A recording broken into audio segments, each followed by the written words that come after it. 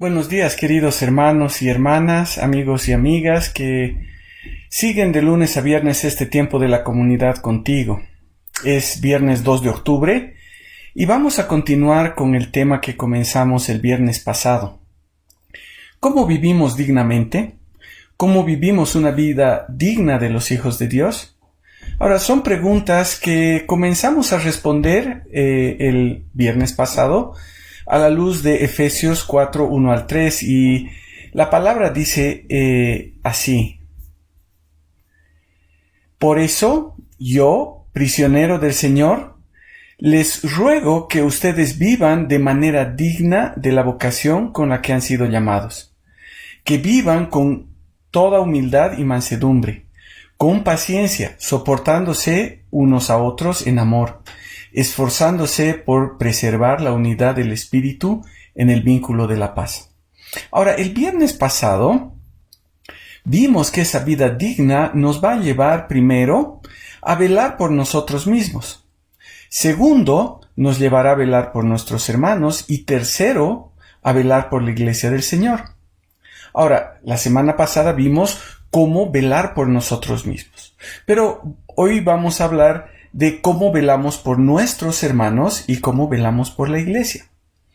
Y dice la palabra del Señor: por eso, les ruego que ustedes vivan de una manera digna de la vocación con la que han sido llamados, que vivan con paciencia, soportándose los unos a los otros, en amor. Hemos sido llamados por nuestro Señor, y nuestra vida debe estar en armonía a ese llamamiento. Y dentro de ese andar digno, dentro de esa vida digna, no solo están las virtudes que tienen que ver con nosotros mismos, con la humildad y con la mansedumbre, sino también están otras dos virtudes que tienen que ver con nuestras relaciones con los demás. Y estas son: uno, la paciencia, y dos, el amor por nuestro prójimo. Nuestro cristianismo debería llevarnos a tener paciencia y amor. Todo lo que Pablo escribió en los capítulos del 1 al 3 de Efesios nos muestra lo que el Señor hizo por nosotros pacientemente y con amor. Y eso debería producir en nosotros paciencia y amor por los demás. En cuanto al significado de paciencia, lo que nos quiere dar a entender es soportar la provocación. La idea es soportar pacientemente tal vez un maltrato, sin enojos, sin alimentar propósitos de revancha o venganza. Es decir, ser irritables, ser vengativos, resentidos. De esa forma nosotros no estamos mostrando ni un poquito de lo que el Señor nos pide. Y es a través de lo que Pablo está escribiendo en Efesios. Debemos entender cómo el Señor ha obrado pacientemente para que nosotros podamos alcanzar la salvación. Dice la palabra que siendo enemigos, Él nos ha reconciliado, nos ha hecho hijos, en vez de darnos el castigo que nosotros merecíamos. Podemos disfrutar de una relación personal donde ha echado para abajo cualquier diferencia. Nuestro Señor obra permanentemente en nuestras vidas, aunque caemos una y otra vez. Él está ahí para obrar, sin decirnos: ¿saben qué? Ya me cansé, porque eres un caso perdido. Creo que te voy a dejar. Su paciencia nos lleva cada vez que caemos a levantarnos.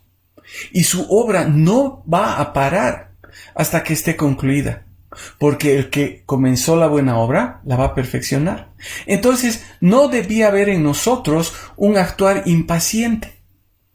Pero el pasaje dice algo más. Esa paciencia no se limita a contar hasta 10, para evitar palabras ásperas o el deseo de dar a alguien su merecido. No tenemos que solo contar hasta 10. El apóstol Pablo dice: soportándose unos a otros. Significa que pacientemente actuaremos con bondad y compasión. manteniéndonos firmes bajo la carga del agotamiento y de la tensión. Mientras nosotros no soportamos, no ejercitamos nuestra paciencia. Si no hay pruebas, somos increíbles. Pero cuando llegan los problemas, entonces aflora nuestro egoísmo, aflora nuestra ira, nuestra mala voluntad. Ahora, cuando se trata de soportar, estamos en problemas. No aguantamos el maltrato, nos enojamos y deseamos vengarnos. Y entonces, piadosamente, esperamos que la gente reciba su merecido. Pablo estaba preso por falsas acusaciones. ¿Cómo hubiéramos reaccionado nosotros ante tanta injusticia? Tal vez buscamos la forma de hacer daño a las personas que nos hacen daño. Posiblemente nuestra oración es que reciban su merecido. Pero según el pasaje, poner en práctica la teoría es soportar con paciencia a nuestros hermanos. Y no solo soportar con paciencia, sino soportar con paciencia en amor. Y ahora sí que las cosas se ponen difíciles. Porque una cosa es callar, una cosa es morderse la lengua para no decir nada. Y otra cosa es hacer todo en amor. Pablo dice que debemos vivir como es digno del llamamiento con el que hemos sido llamados. Y ese llamamiento requiere que seamos pacientes, que soportemos y que lo hagamos en amor. Ahora, es imposible. Es imposible. Como seres humanos, no podemos hacer lo que el Señor nos pide. Está fuera de nuestro alcance. Pero Pablo también les dice a los hermanos en Colosenses 1:11 que seáis fortalecidos con todo poder conforme a su gloriosa potencia para toda perseverancia y paciencia. ¿Saben? Dios nos fortalece, Dios nos da el poder para perseverar y ser pacientes. Solo en su poder, a través de su obra en nosotros, podemos andar pacientemente, soportándonos los unos a los otros en amor. El amor que Dios nos ha dado, tenemos que reflejarlo en nuestra vida. Pacientemente y en amor, el Señor hizo su obra en nosotros y la sigue haciendo.